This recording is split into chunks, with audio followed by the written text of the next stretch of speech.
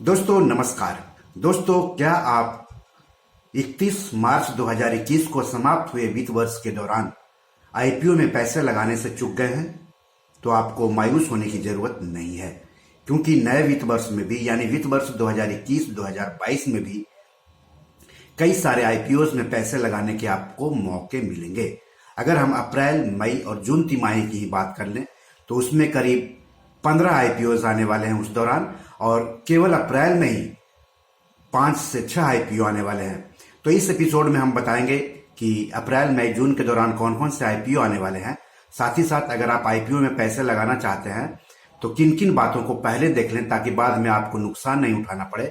और अगर आप आईपीओ में पैसे लगाने के लिए नए हैं तो आईपीओ में कैसे पैसे लगाएंगे उसके बारे में भी मैं आपको बताऊंगा इस एपिसोड में। तो दोस्तों सबसे पहले मैं आप सबसे गुजारिश करता हूं कि अगर अभी तक आपने इस यूट्यूब चैनल को सब्सक्राइब नहीं किया है तो जल्दी से सब्सक्राइब कर ले और अपने परिचितों, अपने दोस्तों, अपने जानकारों से भी इस यूट्यूब चैनल को सब्सक्राइब करने के लिए कहें, क्योंकि इस यूट्यूब चैनल पर आपके पैसों से जुड़े हुए सवालों के जवाब दिए जाते हैं, आपके काम की बात की जाती है। तो चलिए हम आप आगे बढ़ते हैं।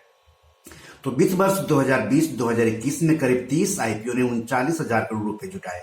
भरपूर नकदी और विदेशी निवेशकों की रुचि के कारण आईपीओ को जबरदस्त रिस्पॉन्स मिला। वित्त वर्ष 2021-2022 यानी जो वित्त वर्ष अभी चल रहा है में अच्छा खासा आईपीओ आने की उम्मीद है। साल की दूसरी छमाही में एलआईसी के आईपीओ आने की संभावना है। अप्रैल, मई, जून 2021 में 10 से 15 आईपीओ आ सकता है, जिसमें से अकेले अप्रैल में 5 से 6 आईपीओ आने की उम्मीद है।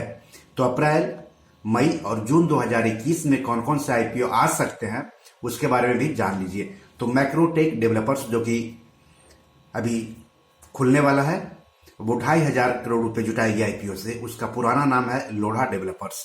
इसके अलावा रोलेक्स रिंग्स 130 से 150 करोड़ रुपए जुटाने की उम्मीद है। इसके अलावा है पारस डिफेंस एंड स्पेस टेक्नोलॉजीज जो कि 250 से 300 करोड़ रुपए जुटाएगी। उत्कर्ष स्मॉल फाइनेंस बैंक 1,350 करोड़ रुपए जुटाएगी आईपीओ के जरिए। डोडला डेयरी 800 करोड़ रुपए जुटाएगी। Krishna institution of medical sciences यानी KIMS 700 करोड़ रुपए जुटाएगी। इंडिया पेस्टिसाइड्स 800 करोड़ रुपए जुटाएगी। आधार हाउसिंग फाइनेंस 7,300 करोड़ रुपए जुटाए जाने की उम्मीद है। इसके अलावा सोना BLW प्रिसीजन फॉर्जिंस 6,000 करोड़ रुपए जुटाएगी। सीबोर्न लॉजिस्टिक्स 600 करोड़ रुपए जुटाएगी। आरोहन फाइनेंशियल सर्विसेज 1,750 से लेकर के 1,800 करोड़ रुपए जुटाएगी। मॉन्टे कार्लो 550 से लेकर के 600 करोड़ रुपए जुटाएगी। सेवन आइसलैंड शिपिंग 600 करोड़ रुपए जुटाएगी। एक्सारो टाइल्स 160 से लेकर के 200 करोड़ रुपए जुटाएगी।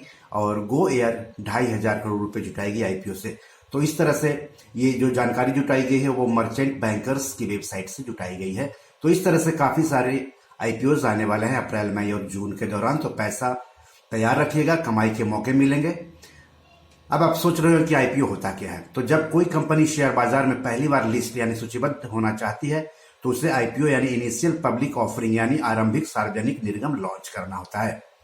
हालांकि आईपीओ के जरिए कंपनियां पूंजी बाजार से पैसे जुटाती है, लेकिन निवेशक भी आईपीओ में पैसे लगाकर पैसा कमा सकते हैं। आईपीओ से पैसा तो कमा सकते हैं, लेकिन आईपीओ में निवेश का फैसला आसान नहीं है। कोई आईपीओ जितना आकर्षक हो सकता है उससे जुड़ा रिस्क फैक्टर भी होता है, जिससे निवेशकों को सावधान रहना चाहिए, वरना पैसा डूब सकता है आईपीओ में लगाने के बाद। तो सवाल है कि आईपीओ में पैसे लगाने से पहले निवेशक को क्या क्या देख लेना चाहिए। तो ये बहुत जरूरी पार्ट होता है, क्योंकि आप कहीं पर भी कोई सामान खरीदने जाते हैं तो उस सामान की पहले जांच परख करते हैं, उसके बाद ही पैसा देकर के उस सामान को खरीदते हैं। उसी तरह से किसी आईपीओ में पैसे लगाने से पहले आईपीओ की जांच परख कर लेना जरूरी है, क्योंकि पैसे आपके हैं, नफा या नुकसान आपका होगा। इसलिए पहले सोच समझ लीजिए, रिसर्च कर लीजिए, थोड़ा टाइम दीजिए, क्योंकि आईपीओ में पैसे लगाने के लिए 3-4 दिन मिल जाते हैं। तो आपके पास अच्छा खासा टाइम मिलता है रिसर्च करने का। तो पहले रिसर्च कीजिए, उसके बाद ही पैसे लगाइए। तो क्या क्या देख लेना चाहिए वो समझ लीजिए। तो आईपीओ लाने वाली कंपनी के बारे में जान लीजिए। जैसे कंपनी क्या करती है, कंपनी का प्रमोटर्स, शेयर होल्डर्स, पार्टनर्स कौन कौन है, क्या कंपनी के प्रमोटर्स पर या कंपनी पर कोई आपराधिक मुकदमे भी तो दर्ज नहीं है, ये सब देख लीजिए। कंपनी का कारोबार कहाँ कहाँ है, कंपनी का कारोबार हाल के दिनों में कैसा रहा है, कंपनी का वित्तीय प्रदर्शन कैसा रहा है, कंपनी की विस्तार योजना क्या है, कंपनी आने वाले दिनों में अपने विस्तार पर कितना निवेश करने वाली है, कंपनी का भविष्य का प्रदर्शन कैसा रहने वाला है, शेयर बाजार में लिस्ट कंपनी की प्रतिद्वंदी कंपनी कौन कौन है, आईपीओ से मिले पैसों का इस्तेमाल कंपनी कहां करेगी, कंपनी के आईपीओ की कीमत सही है या ज्यादा है, आईपीओ का मैनेजर और रजिस्ट्रार कौन है। तो इन सब बातों के बारे में पहले जान लेना जरूरी होता है। इसकी जानकारी आपको कंपनी की वेबसाइट से मिल जाएगी या फिर कंपनी आईपीओ के संबंध में जो अर्जी देती है सेबी को यानी मार्केट रेगुलेटर को, उस अर्जी से भी आप पता कर सकते हैं। इस अर्जी को टेक्निकल भाषा में DRHP यानी ड्राफ्ट रेड हेरिंग प्रोस्पेक्टस कहा जाता है। तो इसमें आपको पूरी जानकारी मिल जाएगी। और सेबी की वेबसाइट है www.sebi.gov.in। इसके अलावा जो बिजनेस न्यूज चैनल्स होते हैं, बिजनेस अखबार होते हैं या फिर बिजनेस वेबसाइट्स होती हैं, वहां पर भी आईपीओ के संबंध में काफी जानकारी मिलती है। आईपीओ लाने वाले कंपनियों या दूसरी कंपनियों के बारे में भी काफी जानकारी मिल जाती है, तो वहां से भी आप जानकारी ले सकते हैं। तो बिना जानकारी लिए हुए आप आईपीओ में पैसा नहीं लगाएं तो ज्यादा बेहतर होगा। कई लोग सवाल करते हैं कि अरे यार, जो एक्सपर्ट लोग हैं वो पैसे लगा रहे हैं या जो सलाहकार है वो सलाह दे रहे हैं आईपीओ में पैसे लगाने के लिए, तो लगा देने में क्या बुराई है। बुराई कुछ नहीं है दोस्तों, मगर जो नुकसान होगा वो आपका होगा। इसलिए आपको सोचना है कि उनकी बातों को मान करके निवेश करें या फिर अपना रिसर्च करके निवेश करें। दूसरी बात है वैल्यूएशंस पर फोकस करना चाहिए। वैल्यूएशंस मतलब कंपनी की कीमत। हम किसी भी वस्तु को उसके वाजिब मूल्य पर खरीदना चाहते हैं। शेयर और प्रतिभूतियों के मामले में भी यही बात लागू होती है। दरअसल इक्विटी वैल्यूएशन का मुख्य मकसद किसी कंपनी या उसकी प्रतिभूति के सही मूल्य का अनुमान लगाना होता है। इसके कई तरीके होते हैं। आमतौर पर अलॉटमेंट पाने के लिए अधिकतर निवेशक किसी कंपनी या उसके फंडामेंटल एनालिसिस के वैल्यूएशन पर ध्यान नहीं देते हैं। निवेशकों के पास DHRP के अलावा कंपनी के बारे में एनालिसिस करने के लिए कोई खास डेटा नहीं होता है। हालांकि इसके बावजूद जिस सेक्टर की कंपनी है उस सेक्टर की अन्य कंपनियों के बारे में स्टडी कर वैल्यूएशंस को लेकर एनालिसिस कर सकते हैं। इसके अलावा कई टर्म इस्तेमाल किए जाते हैं, उसके आधार पर भी एनालिसिस किया जाता है, जैसे EPS यानी अर्निंग पर शेयर, PE, तो कई RONW या ROI, तो कई तरह के फॉर्मूले होते हैं जिसके आधार पर लोग कंपनियों के वैल्यूएशंस पता करते हैं। तो वाजिब अगर वैल्यूएशंस रहे तो निवेश करने में ज्यादा फायदा होता है।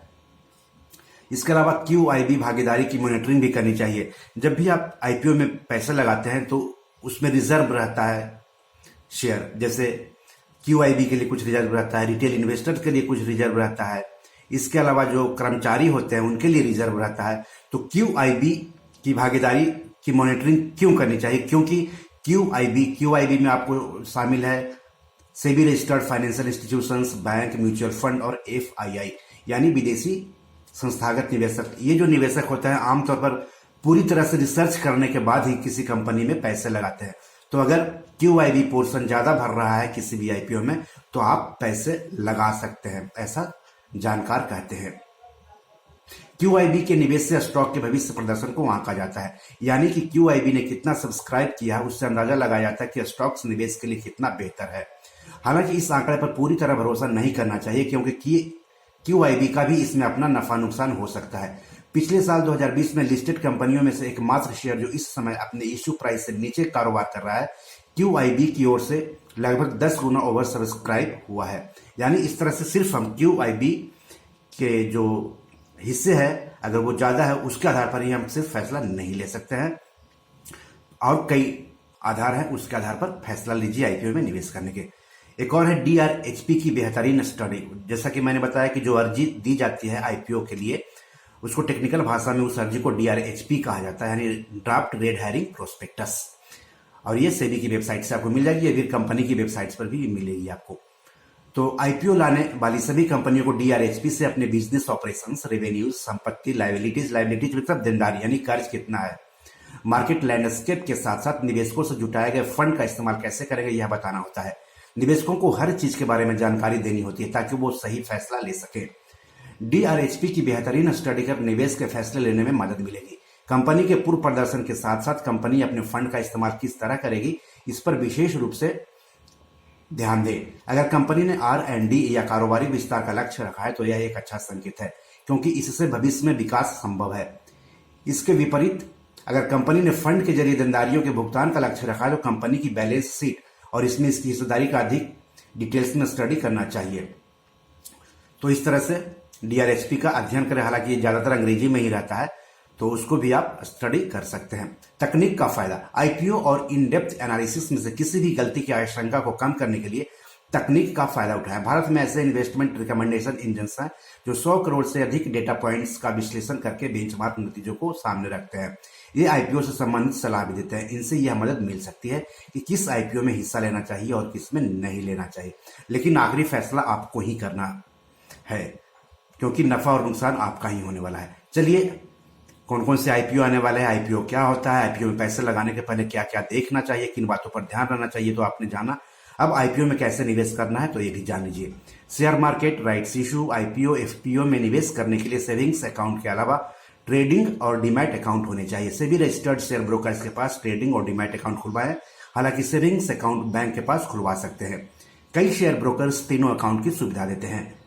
डीमैट अकाउंट के जरिए किसी भी आईपीओ में निवेश किया जाता है। निवेशकों के डीमैट अकाउंट में ही आईपीओ से संबंधित फॉर्म मिलेगा, जिसे ऑनलाइन भरना होगा। आईपीओ के संबंध में जानकारी के लिए अपने शेयर ब्रोकर से भी बात करें तो बेहतर है।